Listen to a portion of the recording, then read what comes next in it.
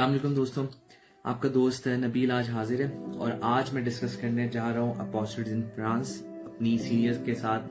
आमना खान जो कि फ्रांस में काफ़ी अरसे से मुकीम है और अब तो फ्रेंच नेशनल भी हैं, तो उनसे हम डिस्कस करेंगे। और हमें इस सेशन में स्पॉन्सर किया है ग्रीन हाउस कैफ़े ने, जो मेरे दोस्त शहरियार का है। और GH25 अगर आप वहाँ विजिट करते हैं और GH25 कोड उनको बताते हैं तो आपको 25% डिस्काउंट मिलता है।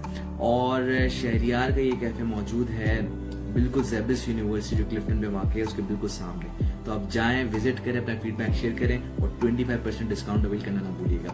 अच्छा, अब आज के सेशन के अंदर हम डिस्कस करेंगे कि फ्रांस में इस रेयर टू हैव कि फ्रांस में कोई हमें पाकिस्तानी सुनने में या देखने को मिला हो। और तो हम आज देखेंगे कितनी कम्युनिटी हमारी वहाँ पर है, मुसलमान कितने हैं वहाँ पर, और हमारी सीनियर जो आमना है वो वहाँ कैसे पहुंची। बाय द वे इनकी खास बात ये है कि she is first chartered accountant, first female नहीं, फर्स्ट चार्टर्ड अकाउंटेंट। इन्हें आज तक किसी मर्द औरत ने पाकिस्तान की ये मार का सरंजाम नहीं दिया कि वो फ्रेंच बॉडी जो है अकाउंटेंट्स की उसकी मेंबर भी है। तो ये एक ख़ास बात है, इसका मतलब कि उन्होंने फ्रेंच भी सीखी होगी, उसके एग्ज़ाम भी लिखे होंगे।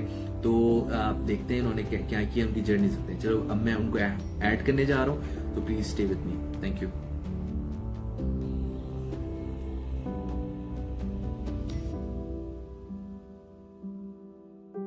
आमना, क्या हाल है? अल्लाह का शुक्र। मैं एक्चुअली लैपटॉप से ज्वाइन करना चाह रही थी लेकिन वहाँ हो नहीं रहा है, तो मैं अभी मोबाइल से आई हूँ। अच्छा, ट्राई करके मैं समझा आप मैच देखनी है। नहीं मैं बैठी हुई थी यहाँ काफी देर से, लेकिन मुझे कोई नोटिफिकेशन ही नहीं आया। अच्छा, चलें ठीक है।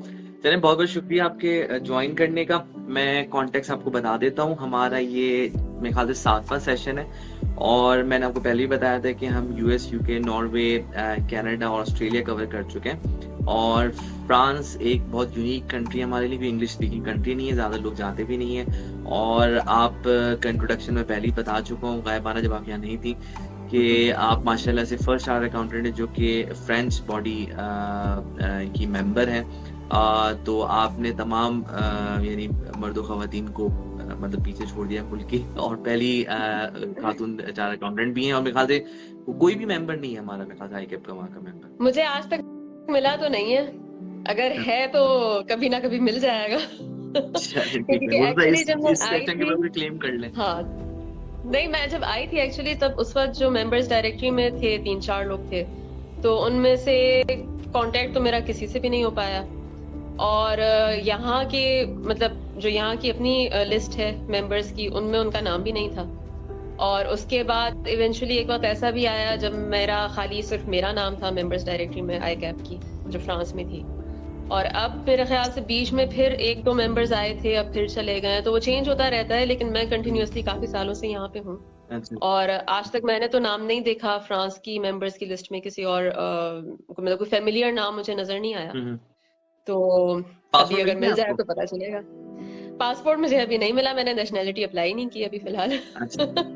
मुझे उसके लिए 5 इयर्स चाहिए थे, लेकिन ये कि फिर उसके बाद एडमिनिस्ट्रेटिव कुछ और चीजें मेरी चल रही थी पीछे, तो वो मैं अप्लाई करूंगी, उसका प्रोसेस भी थोड़ा लंबा है, तो अभी टल गया है फिलहाल के लिए। तो आराम से, लेकिन एलिजिबल हो गई उसके लिए? एलिजिबल में हूँ जी। ठीक है, चलें अब स्टार्ट करते हैं पहले क्वेश्चन से। आप अपनी जर्नी बताएं कि वो क्या नौबत आई जो आप फ्रांस में पहुंची और कैसे पहुंची। ठीक है, तो आप पूरी जर्नी बताएं, कहाँ से स्टार्ट किया, कहाँ पहुंची। और उसमें मैं हमेशा एम्फेसाइज करता हूँ कि उसमें जो पेन था वो उस पर जरूर एम्फेसाइज करिएगा कि जो मुश्किल मरहले हैं जो लोग समझेंगे तो कुछ भी नहीं है, वहाँ पहुंच जाएंगे, मसला नहीं, उस पर जरूर एम्फेसाइज करिएगा और आपने कैसे ओवरकम किया उसको। अच्छा शुरू मेरे ख्याल से हम वहां से कर सकते हैं कि ये मेरी पहली रिलोकेशन नहीं है एक्चुअली। मैं पहले UAE गई थी, मैं अबू धाबी में काम कर रही थी, तो कुछ साल मैंने वहां पे काम किया। और जब मैं वहां गई थी तब तो खैर जब मैं कराची से निकली थी तब तो मुझे लोगों ने बोला कि तुम आज जब जा रही हो तो बस अब तो तुम्हारी शादी होगी ही नहीं। तो मतलब होता है ना सिंगल खवातीन के लिए ज्यादा, उस टाइम पे तो और भी कम थी, अब तो फिर बढ़ गई हैं। तो मैं फिर भी निकल आई कि मैंने बोला मैं पाकिस्तान में रहूंगी तो इस बात की कौन सी गारंटी है कि तब हो जाएगी, तो ये तो अल्लाह मियां की तरफ से काम है ये सारे। تو میں چلی گئی وہاں, میں کچھ سال میں نے وہاں کام کیا.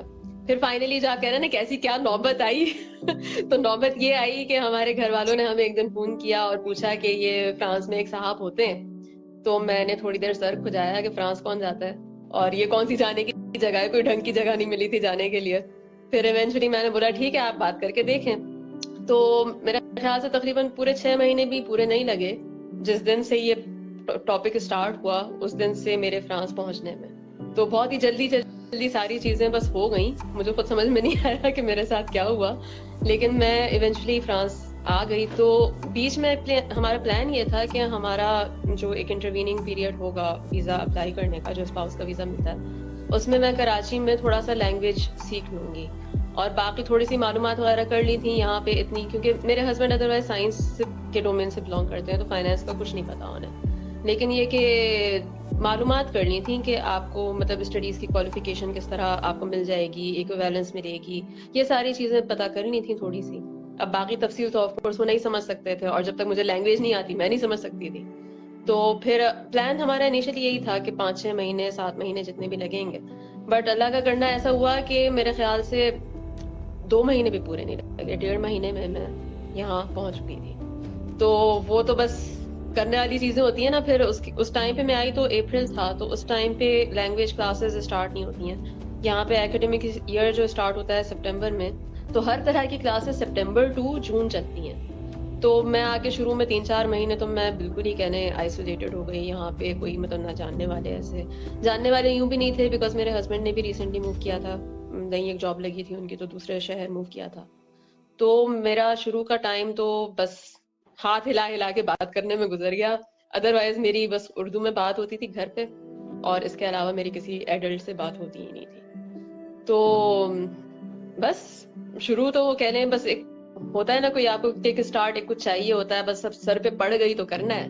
تو کرتے کرتے ہم نے کر لیا. آج تو خیر الحمدللہ اچھا خاصا مطلب ممبرشپ بھی ہے میرے پاس, جاب بھی ہے, لیکن اچھا خاصا ایک لمبا اور چیلنجنگ اور ایڈونچرس ایک جرنی تھی میری پچھلے 7-8 سال کی تقریباً. تو اچھا, تو آپ وہاں جاب کر رہی ہیں ابھی میں جاب کر رہی ہوں. تو آپ کو وہاں اسٹرگل نہیں کرنا پڑا لنگوسٹکلی, کیسے وہاں بہت کرنا پڑا, بہت زیادہ ہی کرنا پڑا ایکچولی, بیکاز انیشلی میرا اندازہ یہ تھا کہ تقریباً سال بھر لینگویج سیکھنے میں لگے گا.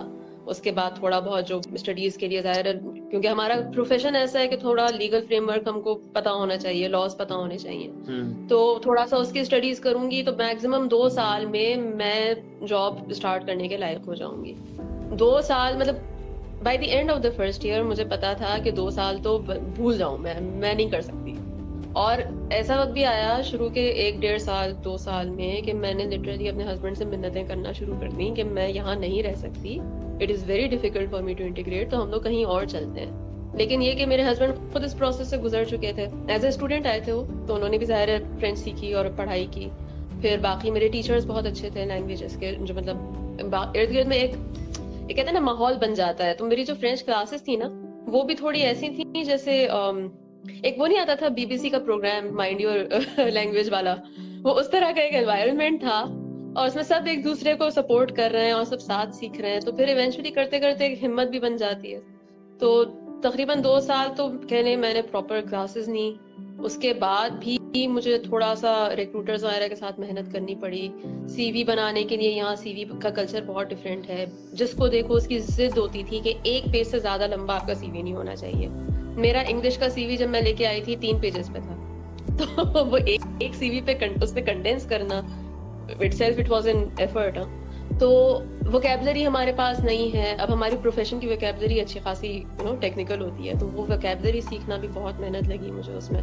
وہ مجھے سکھانے والے بھی نہیں تھے بیکاز لینگویج کورسز تو ایک normal day to day life کے ہوتے ہیں نا. اب میری اسٹڈیز کا بھی ایشو یہ تھا کہ یہاں پہ میں نے, اللہ کا شکر ہے ان لوگوں نے مجھ سے ٹرانسلیشن نہیں مانگی آئی کیپ کے سلیبس کی, ورنہ پتہ نہیں ٹرانسلیشن کرنے والا بھی پاگل ہو جاتا. لیکن یہ کہ آئی کیپ والوں سے سلیبس نکلوایا میں نے پورا اپنے ماڈیولز کا, ماڈیول A to F, اور باقی جو بھی سرٹیفکیٹس وغیرہ ہوتے ہیں وہ میں نے یہاں بھیجے. اس کا بھی ایک پروسیس تھا, انہوں نے ویریفیکیشن وغیرہ کی. اس کے بعد انہوں نے مجھے بولا کہ آپ ایلیجیبل ہیں ہمارے ایگزام دینے کے لیے. اس ایگزام میں مجھے یہاں ان کے 3 لاز اس پہ ریٹن ایگزام تھا MCQs انگلش میں اس کے علاوہ ایک انٹرویو تھا فرینچ میں. Every thing is in French because laws French میں پڑھنے تو ایگزام بھی فرینچ میں ہے, انٹرویو بھی فرینچ میں ہے. تو وہ تو پڑھنا مطلب اچھا گائیڈنس میرے پاس کوئی تھی نہیں بیکاز کوئی اس کی ریگولر کلاسز تو ہوتی ہی نہیں ہے. وہ ایک اسپیسیفک ایگزام ہے جو کہ فورن چارٹرڈ اکاؤنٹنٹس کے لیے انہوں نے یہاں پہ ایک فیسلٹی رکھی ہے کہ اگر آپ آلریڈی بلانگ کرتے ہیں کہیں کسی اور پروفیشنل باڈی کو تو آپ یہاں آ کے یہ ہمارا ایگزام دے کے آپ پاس کر لیں. اب جو ہے مطلب شروعات میں نے کرنی تو شروع کی. ایونچولی کسی نے ہمیں بولا کہ یہاں پہ ان کی امپلائمنٹ کی جو ایجنسی ہے پولو امپلوا کے نام سے, آپ وہاں جا کے رجسٹر ہوں بیکاز آپ ویسے بھی امپلائمنٹ سرچ کر رہے ہیں تو ہو سکتا ہے آپ کو کچھ بینیفٹس وغیرہ بھی ملے. اور تو بینیفٹس کے لیے تو میں انٹائٹلڈ یوں نہیں تھی کہ میں نے یہاں EU کے اندر کام نہیں کیا تھا. انہوں نے لیکن مجھے یہ بولا ہم آپ کو کورسز کروا سکتے ہیں. تو انہوں نے مجھے فرینچ کے کورس میں بھی ڈالا. اب فرینچ کا کورس بہت ہی بیسک تھا میرے لیے اس حوالے سے کہ میں نے بولا کہ مجھے پروفیشنل ووکیبلری سیکھنی ہے اور مجھے اپنے ایگزام کی پریپریشن کے لیے ہیلپ چاہیے. انہوں نے بولا ہمارے ایک اسٹینڈرڈ کورس ہے اس میں لینگویج کی کلاسز ہوتی ہیں اور اس کے بعد 1 مہینہ آپ کو جیسے ہماری آرٹیکلز ہوتی ہیں نا جس میں 3 پارٹی کانٹریکٹ ہوتا ہے, ایسا ایک 3 پارٹی کانٹریکٹ بنے گا اور اس میں آپ کو جو ہے جو بھی آپ کو امپلوائے کرے گا اس کو کوئی کاسٹ نہیں آئے گی, اس کو فری آف کاسٹ مطلب گورنمنٹ اسپانسر کرے گی اس کو, اور آپ کو جو ہے ورک ایکسپیرینس ملے گا. اب وہاں جو مجھے لوگ ملے, ایک تو خیر ٹائم بھی تھوڑا ایسا تھا اراؤنڈ یہ 2015 16 17 والے زمانے کی بات ہو رہی ہے, تو اس ٹائم پہ نئے نئے یہ مائیگرینٹس کی ایک جو ویو آئی تھی تو بہت ساری سیرین عراقی اس طرح کے لوگ بھی بہت تھے. اس میں کچھ بہت ہائیلی مطلب پڑھے لکھے بھی تھے, کچھ بالکل ہی انسکلڈ, ہر طرح کا ایک مکس تھا وہاں پہ. تو اب ان کو بولا گیا کہ آپ اپنا بالکل بیسک سا CV بنائیے اور آپ جا کے دکانوں میں بانٹنا شروع کر دیجیے سیلز کی جابس کے لیے. میں نے بولا یہ کام تو مجھے نہیں کرنا. تو پھر میں ایونچولی گئی واپس ان کے پاس, انہوں نے بات ان کو سمجھ میں آئی میری, لیکن ان کو یہ مطلب میرا مسئلہ ہمیشہ یہ رہا یہاں پہ کہ مجھے لوگ پلیس نہیں کر پائے. تو میں انیشلی جب یہاں پولو امپلوا کے پاس بھی گئی تو انہوں نے مجھے بولا کہ فائنانس کا تو کوئی مسئلہ ہی نہیں ہے, اکاؤنٹنٹس کو تو جاب مل جاتی ہے فوراً آسانی سے, آپ بس لینگویج سیکھیں اور مل جائے گی. اور انہوں نے مجھے بتایا کہ آپ کو انیشل اپنی جاب جو ریمونریشن آپ کو مانگنی ہے دیٹ از اینولی 25,000 یوروز. اب مجھے یہاں کی جاب مارکیٹ کا بھی آئیڈیا نہیں تھا. میں نے بولا ٹھیک ہے جو آپ نے بولا ہم نے مان لیا. اور اس کے بعد ایونچولی مجھے تقریباً 2-3 سال کے بعد مجھے فائنلی ایک ریکروٹر ایسا ملا, اس نے مجھے ایک بات بولی کہ تمہارا جو کوالیفیکیشن ہے, تمہارا ایکسپیرینس ہے, اس کے کمپیریزن میں جب تم لوگوں سے 25,000 مانگتی ہو تو لوگوں کو لگتا ہے کہ سیریس بات ہی نہیں کر رہی ہو, تم کو یہ سب آتا ہی نہیں ہے جو تم کہہ رہی ہو. تو پھر فائنلی مجھے جا کے سمجھ میں آنا شروع ہوا کہ یہاں کی مارکیٹ میں ہماری کوالیفیکیشن کے لوگ جو ہیں اینولی لائک ایزیلی آپ آرام سے اراؤنڈ 35,40,45,000 بہت آرام سے آپ لے سکتے ہیں پر اینم. بٹ شروع میں ہم کو پتہ ہی نہیں تھا. اور اس کے بعد مجھے مسئلہ کیا ہوا, چلے وہ تو میں نے وہ کورس چھوڑ دیا, پھر فائنلی خود ہی میں نے پڑھائی کی. مجھے ایونچولی ایک آن لائن ایک کوئی مل گیا تھا, ایک اسٹوڈنٹ ہی تھا, وہ مجھے نا سائٹ میں تھوڑا سا ٹیچ کر رہے ہیں تو اس نے تھوڑا سا مجھے اسسٹ کر دیا 2-3 مہینے. اس کے بعد میں نے پہلا ایگزام دیا تو مجھے آج بھی یاد ہے میرے جیوری میں 8 لوگ بیٹھے ہوئے تھے اس انٹرویو میں, اور میری فرینچ بہت ہی خراب تھی. اور میرے خیال سے میں نے زندگی میں اتنا بلش نہیں کیا ہوگا, مطلب مجھے خود فیل ہونے لگ گیا کہ میرے کان برن کرنے لگ گئے, میرے گال جل رہے ہیں اور میں پتہ نہیں کتنا بلش کر رہی ہوں. اور ایونچولی میں نے ان سب کے ساتھ آدھا گھنٹہ گزارا ہے, وہ میں نے پتہ نہیں کیسے گزارا ہے, میں جانتی ہوں.